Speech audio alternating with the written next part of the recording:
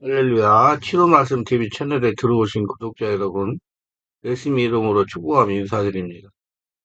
저는 서울 방배동에 있는 충만한 교회에서 26년이 넘도록 예수님 이름과 성령의 역사로 일반 병원에서 고치지 못하는 귀신 축사와 암을 포함한 불치병과 조현병을 포함한 정신질환을 예수 이름과 성령의 역사로 치유하는 전현치유 목회자 강요셉입니다.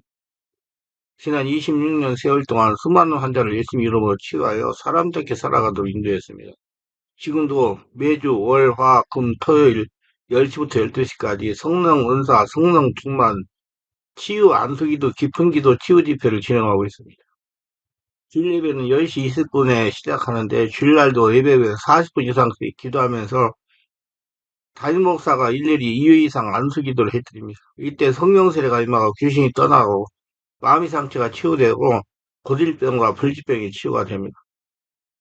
특별히 10년, 20년씩 영적, 성실에 육체적으로 고통을 당하는 상태가 중요한 분들과 성령의 강한 권능과 성령의 불과 성령의 은사를 빨리 받고 싶은 분들에 대해서는 매주 화, 금, 토요일, 주일 13시 30분부터 예약하여 개별 특별 집중치유 시간을 갖고 있습니다.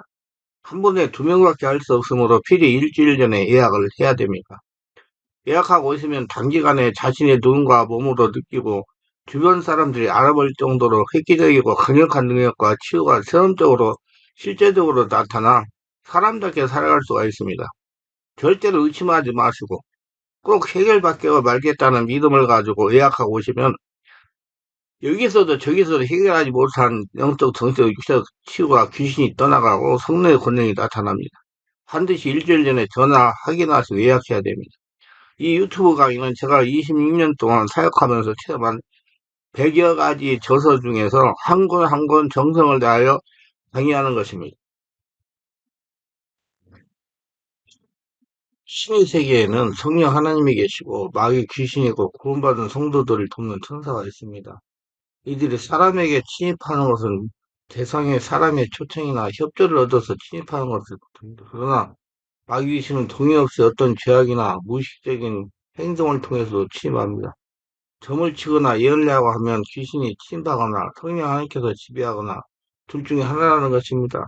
성령으로 세례받고 충만하지 않으면 귀신이 점을 치듯 예언하며 돌아다니게 한다는 것입니다. 이 귀신은 점치듯 예언할 때 답을 먹기 때문입니다. 하나님은 성도들에게 점치게 하는 영의 미혹에 속지 않기를 소원하십니다.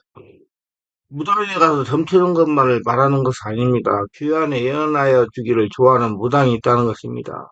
예수 무당이라 하기도 합니다. 이는 마치 무당이 점을 치듯이 점치기를 좋아하고 이런 선부장 같은 사람에게 점을 치기를 좋아하는 성도들 말하는 것입니다.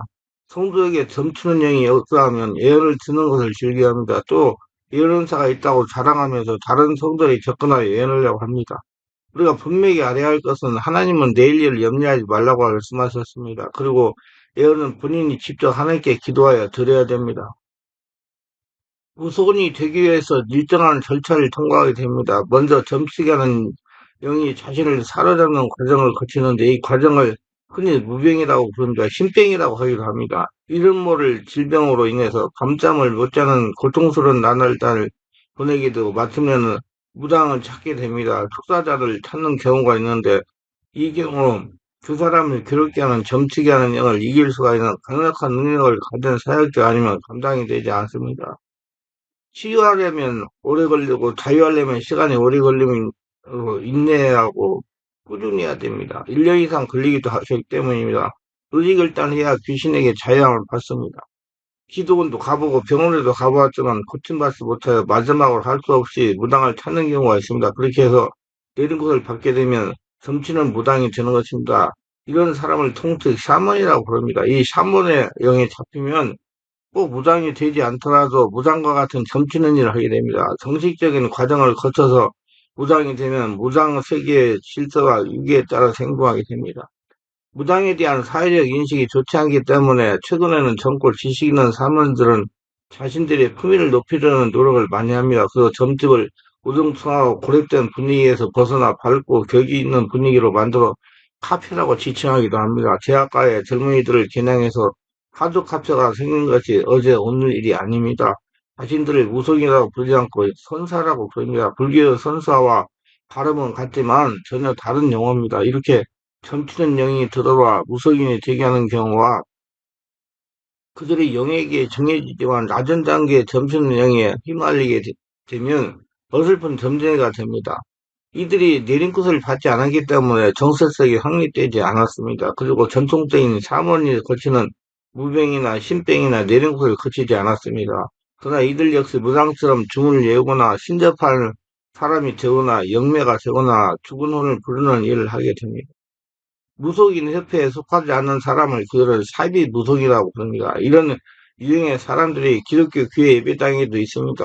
예언을 받아서 오랜 세월 동안 성령 하나님부터 훈련받은 힘든 과정을 소화하지 않고 미숙한 예언자가 되어 예언을 남발하는 사람이 있는 겁니다. 이들에게는 예언의 영 대신에 점치게 하는 영이 주관하게 되어 아무에게나 예언해 주려고 접근하게 됩니다.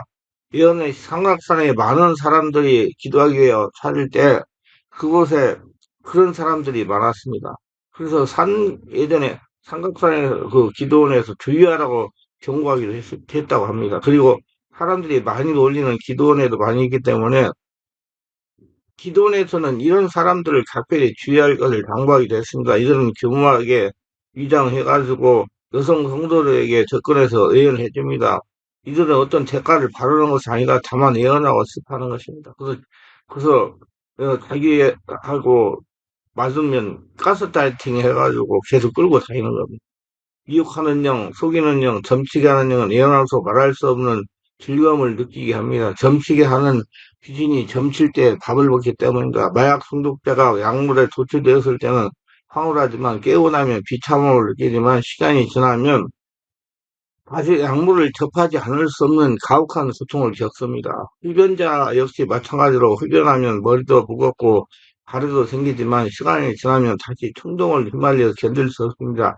이를 금단현상이라고 부릅니다. 이런 현상 때문에 다시 흡연하게 되듯이 점치게 하는 영이 사로잡히면 점을 치지 않고는 견딜 수 없는 압박을 경험하게 되는 겁니다. 그래서 이해해줄 사람을 찾아다니는 것입니다. 자신의 눈에 보기에 만만한 여성들을 대상으로 접근해서 예언해 주는 겁니다.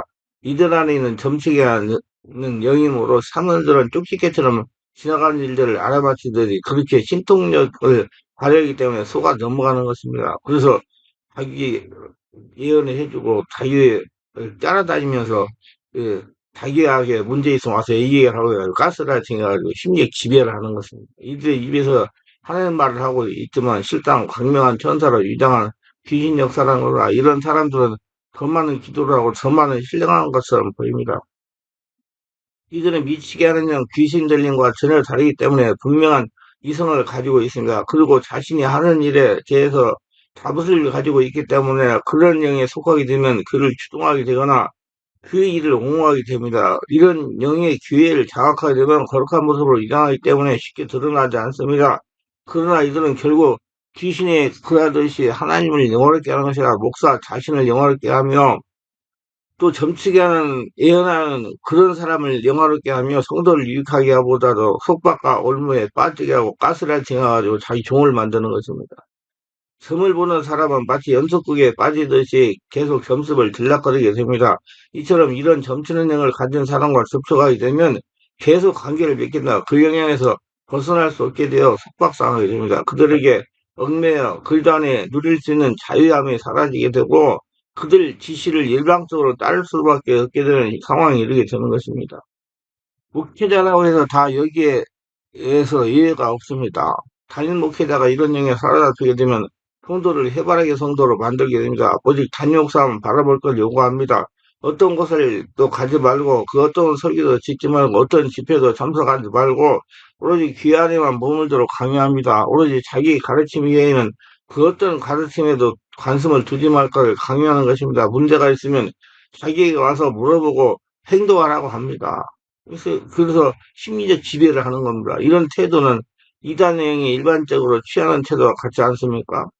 이단의 영은 성도들을 고립되게 만듭니다. 자신들을 주장하는 교리 위에 어떤 것도 용납하지 않습니다. 성경보다는 교리서가 더 중요합니다. 점치게 하는 영이 사로잡히는 사람은 신실한 예언자가 구분할 수 있어야지만 일반 성도들은 이것이 쉽지 않습니다.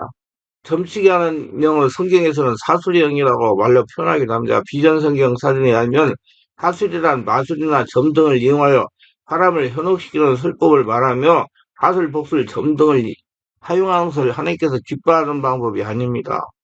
그래서 죽이라고 그랬어요. 이렇게 분명히 죽이라고 설명하고 있어요. 사술은 오늘날 교묘한 방법으로 위장하여 우리 속에 침투하고 있습니다. 귀신은 본성적으로 속이는 일에 능하기 때문에 우리들이 쉽게 눈치채지 못하도록 교묘하게 위장하는 것입니다. 설교자를 예언자를 위장하며 발람처럼 선지자의 위치에 있게 되면 많은 사람들이 속아 넘어갑니다. 목회자가 되어 있으면 일단적인 가르침을 주게 됩니다. 가옥술 집단과 같이 그 정체가 드러나는 경우에는 쉽게 구분이 되지만은 그러지 못한 목회자들이 많이 있습니다. 그래서 이런 영들을 분별하는 노력을 계속해야 되는구나. 미숙한 예언자나 성사를 못한 목회자는 이런 영에 휘말릴 위험이 아주 높은 사람들입니다. 이런 사람들은 우리가 흔히 말하는 양심 역사의 과정을 거치게 되는데 이 과정에서 귀신의 일을 쫓아내고 성령으로 충만을 받아야 성숙한 과정으로 나간다면 다행입니다. 그러나 그렇지 못한 경우에는 귀신에 사로잡혀서 귀에 많은 해를 입히게 됩니다.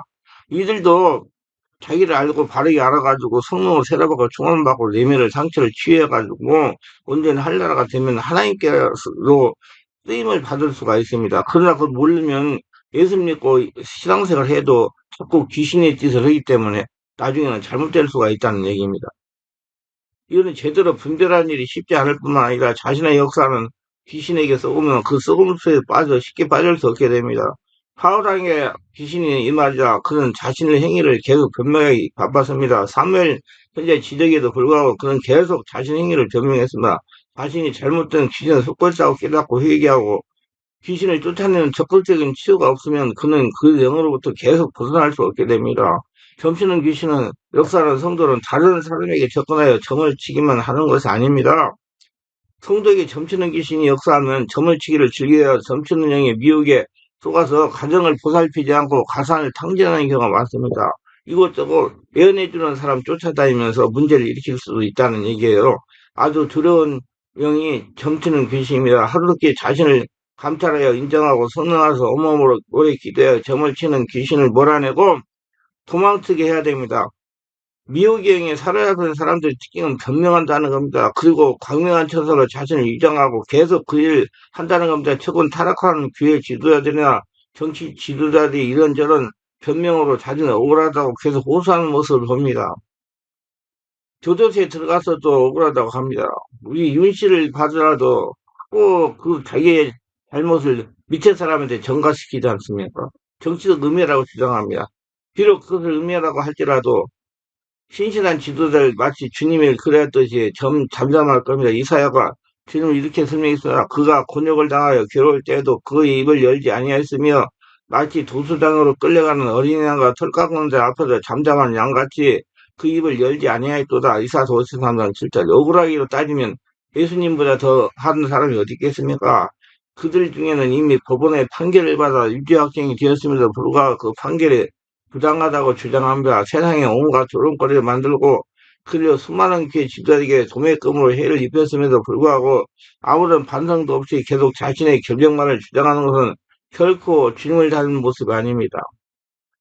정말로 억울하다면 세상을 향해서 잠잠하고 하나님 앞에서 그 문제를 들고 가야 하지 않겠습니까? 우주 재판장이신 하나님이 그를 바로잡아 주실 것입니다. 주님이 겟세마네 동산에서 땀방울이 핏방울처럼 떨어진 기도했듯이 그렇게 주님 앞에 기도한다면 결코 세상을 향해서 자신의 억울함을 계속 호소하지 않을 겁니다. 신실한 지도자가 오해받았을 때 불신자인 정치 지도자처럼 그렇게 행동하지 않을 수 있는 것은 하나님의 모든 일의 최종 심판자이기 때문입니다. 우리 이걸 세례받고 수문받아 자신을 제자봐가지고 혹시 자신이 점찍령이나 예언령에 사로잡혀가지고 이들이 끌려다니거나 점치기를 좋아하고 자기 관리 안 하는 그런 상태의 사람은 아닌가 보고 분별하고 고쳐가지고 하나님의 천국으로 하나님의 축복을 받아 살아가시를 주의 이름으로 축원합니다.